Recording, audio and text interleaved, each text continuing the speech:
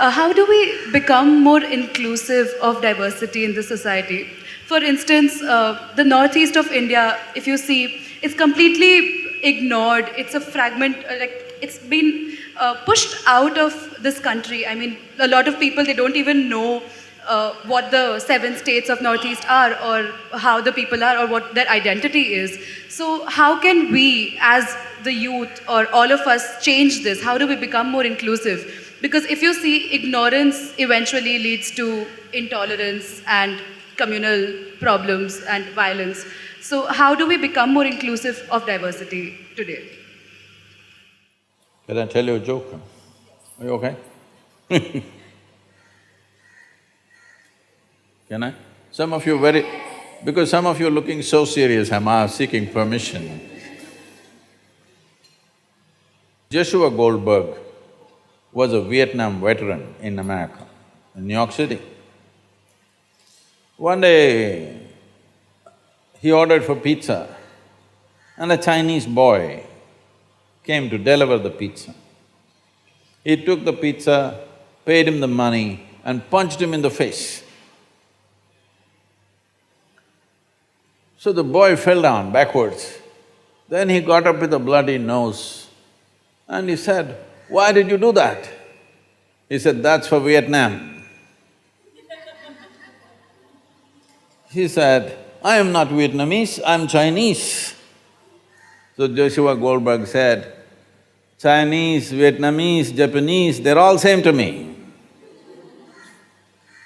So the boy gathered himself and went. Later on, after having eaten his pizza, he was taking his bull mastiff for a walk. There's a law in New York City, if your dog poops, you have to pick it up. So his dog pooped on the street, he bent down to pick it up. The Chinese boy came from behind and kicked him in his backside. So he went down, face down on the dog poop. Then he got up and asked, "You idiot, why did you do this to me?" The boy said, "That's for Titanic." Said, "You idiot, what do I have to do with Titanic?" Goldberg, Spielberg, iceberg, they're all same to me.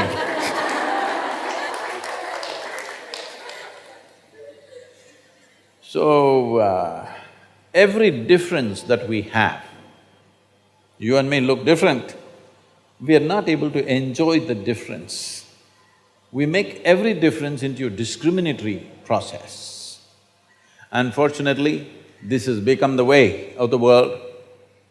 Race, religion, nationality, ethnicity, you name it. If there's nothing else, we'll find something which doesn't exist. Goldsmith, blacksmith, all kinds of distinctions, endless.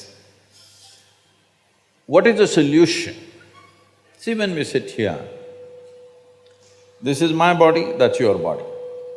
No way to mix these two things up. That is yours, this is mine. That's one kind, this is another kind. This is my mind, that's your mind. No way to mix it up. This is one kind, that's another kind. If you're identified only with your body, you will naturally always look at me as something different.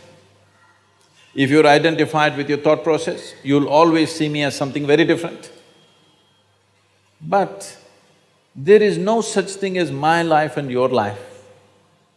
This life is same. This body can never be the same. This mind will never be the same. But this is a living cosmos. I captured this much life, you captured that much life, that's all. It's like, did you girls blow soap bubbles when you were younger, or you still do? You still blowing bubbles? Now, if you blew your bubble came this big, my bubble came this big.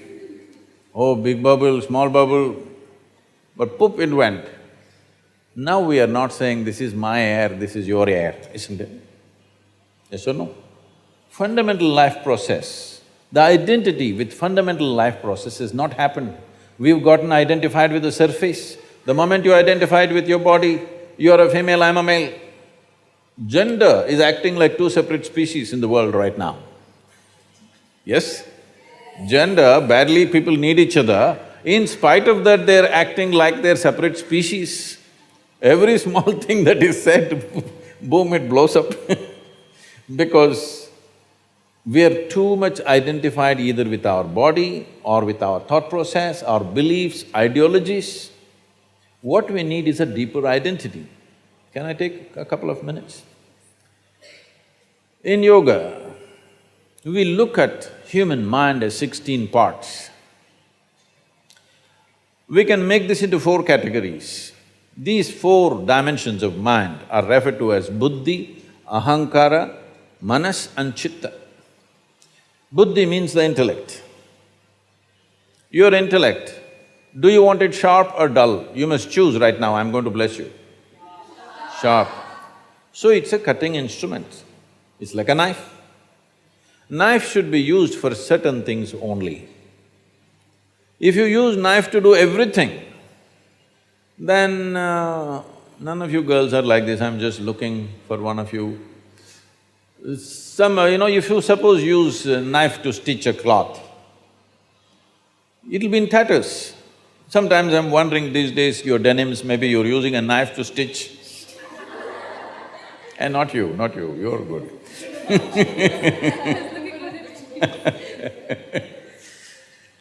So you cannot use a knife for everything, only for dissection you can use a knife. You cannot use a knife for everything. Right now, our education systems have become such, they're purely intellectual. The other dimensions of human intelligence are not even explored. Everything is intellectual. So all we are doing is dissect things, dissect things, dissect things. With this we will know certain things. Suppose I really want to know you, shall I dissect you? If I dissect you, I will know the condition of your heart, liver, kidney, spleen, everything, but you will be gone. Maybe by embracing you, I may know you, but by dissecting you, I will not know you, isn't it? This is what we are doing with intellect, we are constantly trying to dissect everything because our entire education system is focused just on the intellect. The next dimension is called ahankara. People generally think ahankara means ego. No, ahankara means identity. Depending upon what you're identified with, accordingly your intellect will function that way. Today tell yourself, I'm a woman, I'm a woman, I'm a woman. You will see your intellect functions just for that. You tell yourself, I'm Indian, Indian, it will work just for that. Yes or no? You just see the moment you're identified with something, what you're identified with always looks right, something else always looks wrong, isn't it? So this is the nature of the intellect. What is the identity? Accordingly it functions. So in this culture, we had a system, before we start education for a child, first thing is, he must say, aham brahmasmi. This means, my identity is with the universe.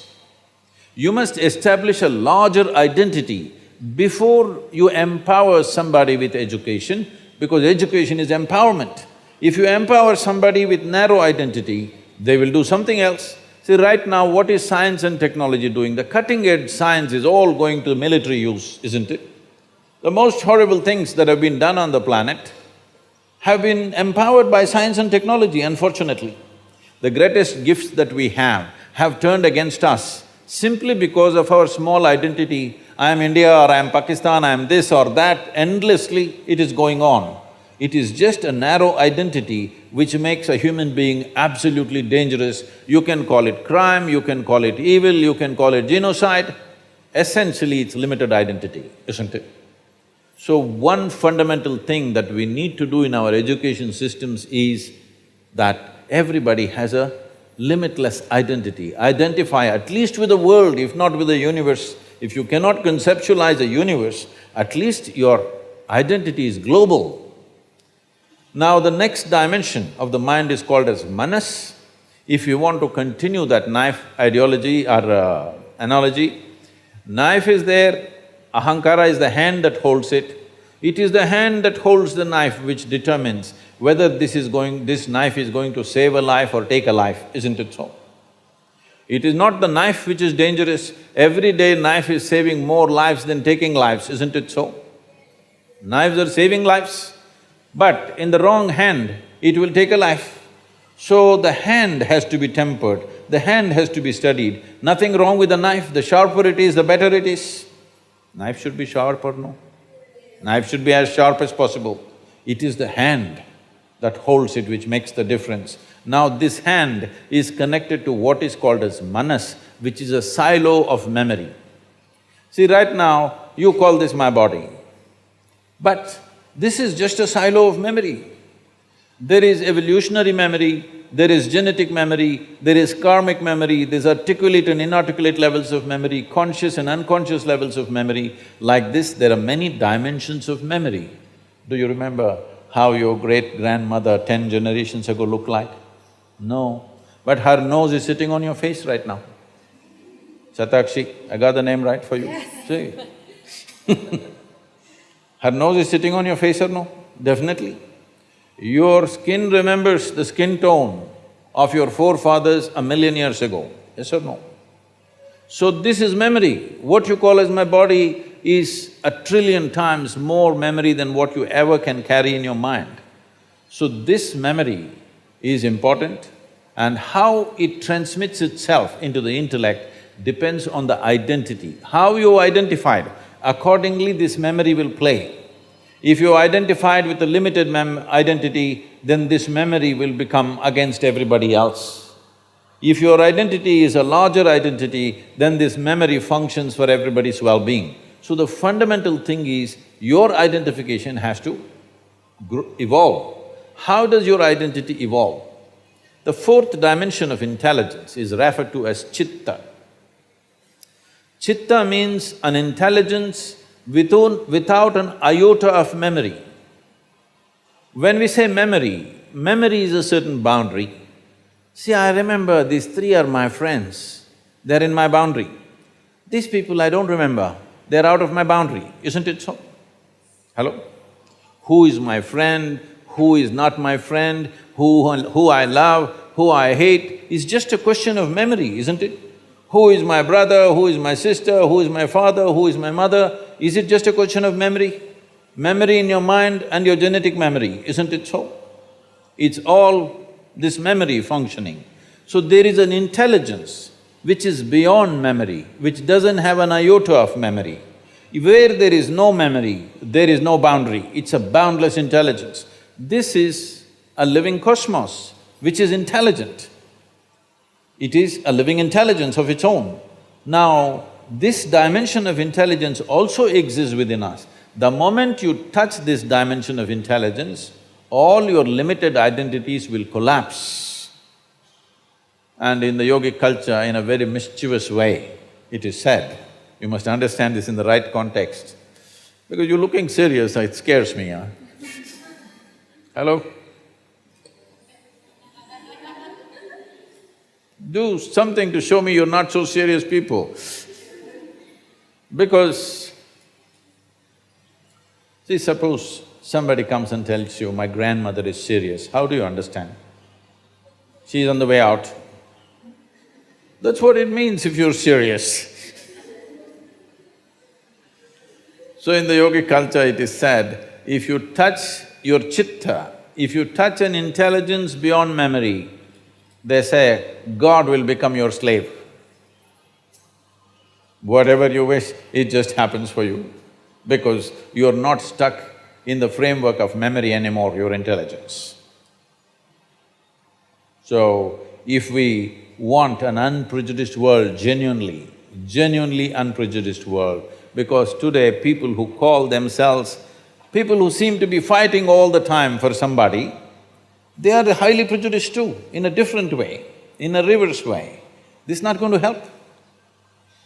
Pushing one injustice against another injustice is not an answer. It is not an answer for the well-being of this world. It is important that your experience of life is beyond the limitations of the boundaries of your memory, which means your body, your mind, your intellect. Beyond that, you have an experience. If your experience of life transcends the limitations of your physical nature, then we use this most corrupted word rather, a highly corrupted word called spirituality. This is what spirituality means. Spirituality doesn't mean looking up, looking down, going to heaven, no. Spiritual process means your experience of life has crossed the limitations of your physical nature. It's only because of physical body, there is a clear-cut boundary between you and me, isn't it? Yes or no? Suppose you didn't have a body and I didn't have a body, we would be all over the place, isn't it? Yes or no? So, because of our identifications with physical forms, I am different, you are different. Now this difference slowly matures into discrimination. Sorry, did it answer your question?